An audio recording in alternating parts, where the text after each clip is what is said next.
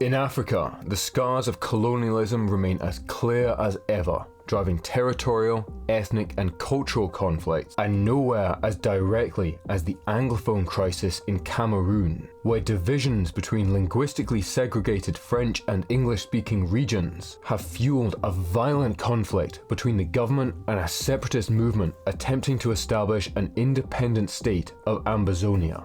Since 2016, this conflict has killed more than 6,000 people and displaced hundreds of thousands in a brutal cycle of violence with no end in sight.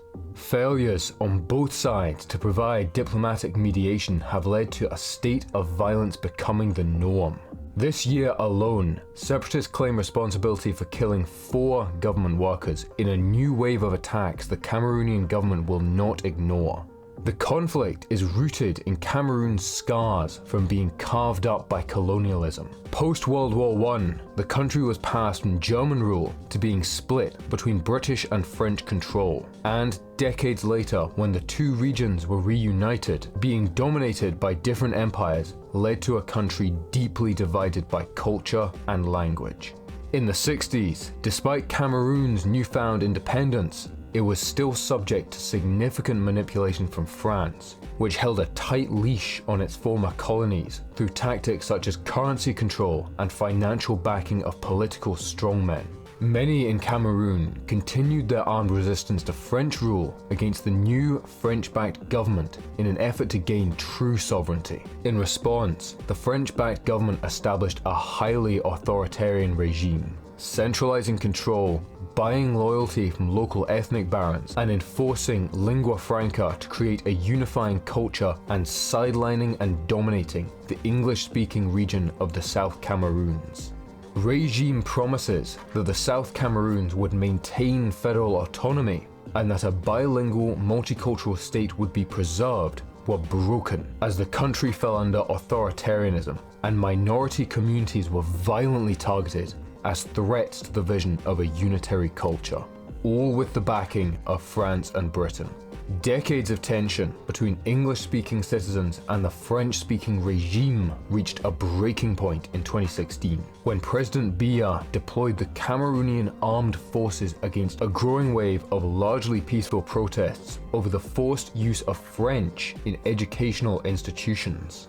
Instead of quelling resistance, this brutal military crackdown began to push peaceful activists into the arms of a previously fringe, violent faction. The Amba Boys, militants inspired by the Ambas Bay, a colony of previously enslaved people that had existed in the area in the 1800s. On October 1st, 2017, the loose network of armed groups and political movements declared the Federal Republic of Ambazonia as an independent state. Since then, the conflict has continually escalated.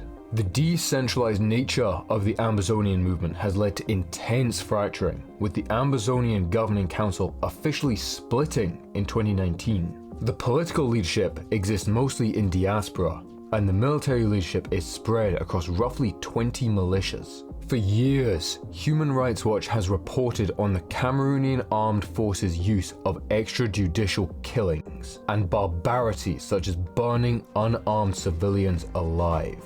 In response, the Ambazonian militias have committed equally brutal revenge attacks and have even targeted teachers and politicians. Continuing killings and abductions by separatist forces are mounting pressure on President Biya to decisively resolve the conflict.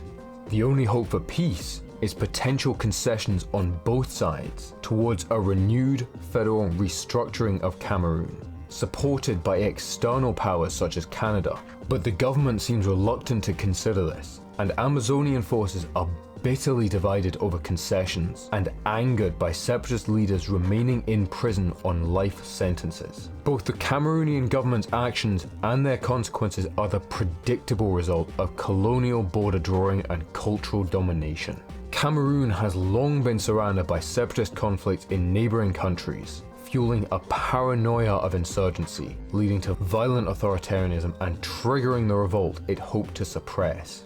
The emergence of the Federal Republic of Ambazonia and an armed separatist movement is the natural response to decades of brutal subjugation. President Biya is currently the world's second oldest leader, and as his age and declining ability to repress dissidents threaten his regime's image of stability, his power bargain is increasingly unraveling. And with successive anti-French coups across Africa as part of a wave of post-colonialist politics, the Cameroonian government's relationship with Western powers may not hold. The prospect of a peaceful resolution to the Ambazonian conflict in the near future is remote. The government would have to abandon its decades-long campaign for authoritarian control and a unitary culture, and the separatist movement would have to cease its violent retaliations against military oppression to gain credibility in the international community. While some attempts have been made to hold peace talks between the government and moderate separatists, the government's refusal to release political prisoners has served as validation for more extreme groups. If either a two-state solution or a federal republic is to be achieved, it must come from a truly diplomatic cultural understanding that respects the rights of minority communities. The Ambazonian War exposes the complexities of post-colonial state building in Africa and serves as a stark reminder of the scars colonialism has left on the continent, as a once united country wars viciously over differences imposed by rival empires.